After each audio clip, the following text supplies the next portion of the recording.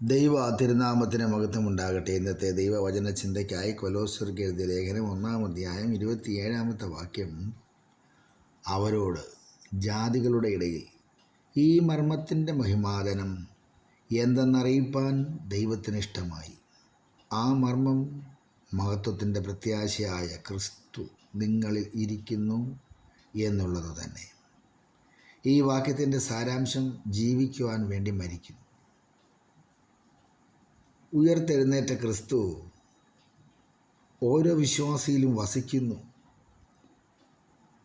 അപ്പോൾ നമ്മിൽ ഓരോരുത്തരിലും വസിക്കുവാൻ ക്രിസ്തുവിനെ പ്രാപ്തരാക്കിയത് തൻ്റെ പുനരുത്ഥാനമാണ്.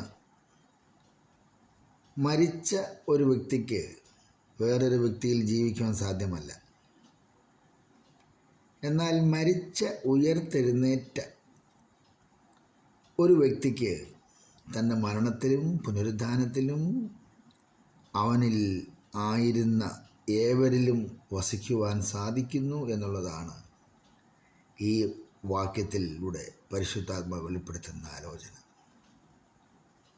അതുകൊണ്ട് റോമർ 6-ാം അധ്യായത്തിൽ പറയുന്നത്, ക്രിസ്തു മരിച്ചുയർത്തെഴുന്നേറ്റപ്പോൾ തന്നിൽ വിശ്വസിക്കുന്ന എല്ലാവരും ക്രിസ്തുവിലായി എന്നാണ്. തൻ്റെ ഉയർപ്പ് മൂലം തൻ്റെ ജീവനെ സ്വീകരിക്കുന്ന എല്ലാവർക്കും തനിക്കുള്ളതെല്ലാം നൽകുന്നു. ഒരു വിത്തിൽ നിന്നുണ്ടായ മരം ആ മരത്തെ സൃഷ്ടിക്കുവാൻ സ്വയം മരണത്തിന് കീഴ്പ്പെടുത്തിയ വിത്തിൻ്റെ എല്ലാ ഗുണങ്ങളും പങ്കുവയ്ക്കുന്നല്ലോ. ഒരേ നിറം, വലിപ്പം, രുചി, ഭാരം, സുഗന്ധം, എല്ലാത്തിനും ഉപരിയായി ഒരേ ജീവൻ നൽകിയിരിക്കുന്നു എന്നുള്ളതാണ്. ക്രിസ്തു ഓരോ വിശ്വാസിയിലും വസിക്കുന്നത് കൊണ്ട് നമുക്ക് മഹത്വത്തിൻ്റെ പ്രത്യാശയുണ്ട്. ഈ മഹിമാദനം എന്തെന്ന് മനസ്സിലാക്കണമെങ്കിൽ നമ്മുടെ കർത്താവ് നടന്ന അതേ പാത നാം സ്വീകരിക്കണം. പുനരുദ്ധാനം എന്താണെന്ന് മനസ്സിലാക്കണമെങ്കിൽ നമ്മളും സ്വയം മരിക്കണം. നമ്മുടെ കർത്താവ് മരിച്ചത് തനിക്ക് വേണ്ടിയല്ലല്ലോ, നമുക്ക് വേണ്ടിയാണ്. അതുകൊണ്ട് നാം കർത്താവിൻ്റെ പാദങ്ങൾ പിന്തുടരണം. നമുക്ക് വേണ്ടി മരിച്ച ഉയർത്തെഴുന്നേറ്റവന് വേണ്ടി ജീവിക്കുവാനായി നാം സ്വയം മരിക്കേണ്ടിയിരിക്കുന്നു. അതെ, അങ്ങനെ ഉയർത്തവന് വേണ്ടി ദൈവസന്നിധിയിൽ നമ്മളെ തന്നെ സമർപ്പിക്കാം. ആ കർത്താവിൻ്റെ സന്നിധിയിൽ നാം ജീവിക്കുന്നത് ദൈവകൃപയാലാണ്. ഇത് നിശ്ചയമായി ഒരു ലക്ഷ്യമോ ബുദ്ധിമുട്ടോ അല്ലല്ലോ, ആണോ? എല്ലാ ദിവസവും നാം തോട്ടത്തിൽ കാണുന്ന ഒരു മാതൃകയും തത്വവുമാണ് എന്ത്? നാം മരിക്കുന്നത് രക്ഷിക്കപ്പെടാനല്ല, പിന്നെ നമ്മുടെ രക്ഷകൻ്റെ പാത പിന്തുടരുവാനാണ്. മരിക്കുന്നത് സുരക്ഷിതമാണോ? ഒരു ചോദ്യം ചോദിക്കാം. നമുക്ക് ഒരു വിത്തിനോട് ചോദിക്കാം. ആ വിത്ത് പറയും, അത് മാത്രമാണ് സുരക്ഷിതമായ ചെയ്യാവുന്ന ഒരു കാര്യം. നാം നമുക്ക് വേണ്ടി മാത്രം ജീവിക്കുകയാണെങ്കിൽ നാം തനിയെ മരിച്ചു പോകും. പക്ഷേ നാം സ്വയത്തിന് മരിക്കുകയാണെങ്കിൽ നാം ജീവിക്കും. നമ്മുടെ സ്വയം മരിക്കുന്നു, നമ്മിൽ ക്രിസ്തു ജീവിക്കുന്നു.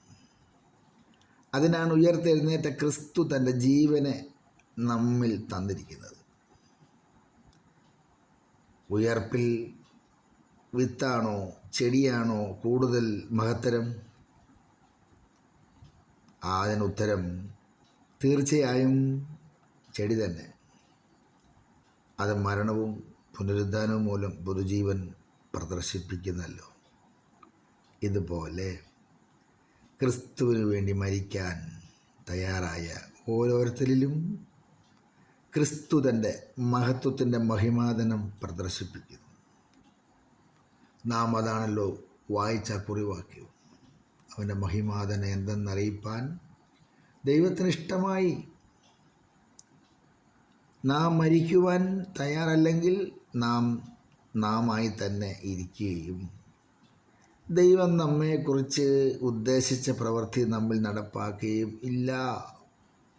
നമ്മുടെ സ്വയം മരിക്കുന്നു എങ്കിൽ ക്രിസ്തു നമ്മുടെ ജീവിതത്തിൻ്റെ നായകത്വം ഏറ്റെടുക്കുകയും നമ്മുടെ ജീവിതത്തെ ക്രിസ്തു ആഗ്രഹിക്കുന്ന വിധം രൂപപ്പെടുത്തുകയും കർത്താവിൻ്റെ മഹിമയ്ക്ക് വേണ്ടി നാം ജീവിക്കുകയും ചെയ്യും എന്നുള്ളത് ഈ തിരുവചനത്തിലൂടെ നമുക്ക് മനസ്സിലാക്കി തന്ന കർത്താവിനെ മഹത്വപ്പെടുത്തി, അങ്ങനെ ക്രിസ്തു തൻ്റെ കൃപയുടെ മഹിമാതനെ ഇന്നതെന്ന് കാണിക്കേണ്ടതിന് തന്നെ എന്നുള്ള ആലോചന നമ്മുടെ ജീവിതത്തിൽ ശിരസാവഹിച്ചു ദൈവസന്നിധി നമ്മെ തന്നെ സമർപ്പിച്ചുകൊണ്ട് എന്നിൽ ജീവിക്കുന്ന ക്രിസ്തുവിനെ മഹത്വപ്പെടുത്താം. കണ്ണുകളെ അടയ്ക്കാം, പ്രാർത്ഥിക്കാം. പരിശുദ്ധ പിതാവേ, ഉയർത്തെഴുന്നേറ്റ ക്രിസ്തുവിനെ എന്നിൽ ജീവിക്കുവാൻ തന്നതിന് നന്ദി നന്ദി നന്ദി. നിൻ്റെ സാന്നിധ്യത്തിൻ്റെ തേജസ്സിൽ ജീവിക്കുവാൻ എപ്പോഴും ശ്രമിച്ചിട്ടില്ല എന്ന് ഏറ്റുപറയും. ഞാൻ എൻ്റെ സ്വന്തം പദ്ധതികളെ ഉപേക്ഷിക്കും. ഇന്നിലുള്ള എൻ്റെ ജീവിതത്തിനായി എന്നെ സമർപ്പിക്കുന്നു. മഹത്വം അങ്ങയ്ക്ക് യേശുക്രിസ്തുവിൻ നാമത്തിൽ തന്നെ. ആമേൻ.